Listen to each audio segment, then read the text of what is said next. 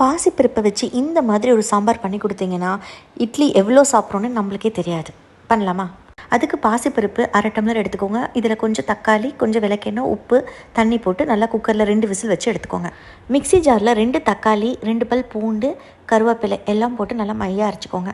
கடாயில் 2 ஸ்பூன் எண்ணெய், கடுகு, கொஞ்சோண்டு சீரகம், சின்ன வெங்காயம் ஆட் பண்ணிங்கன்னா ரொம்ப நல்லாயிருக்கும். சின்ன வெங்காயம் ஆட் பண்ணிக்கோங்க. கூட கருவேப்பிலை போட்டுட்டு நம்ம அரைச்சி வச்சுருக்க தக்காளி பூண்டு பேஸ்ட்டையும் இதில் ஆட் பண்ணிக்கோங்க.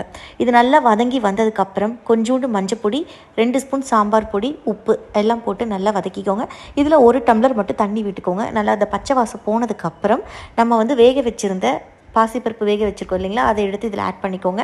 இதில் ஆட் பண்ணி தேவையான அளவு தண்ணீர் விட்டு நல்லா கொதிக்க வச்சு எடுத்தீங்க அப்படின்னா ஒரு சூப்பரான சாம்பார் ரெடி. இது ரொம்ப ரொம்ப டேஸ்டியாக இருக்கும்.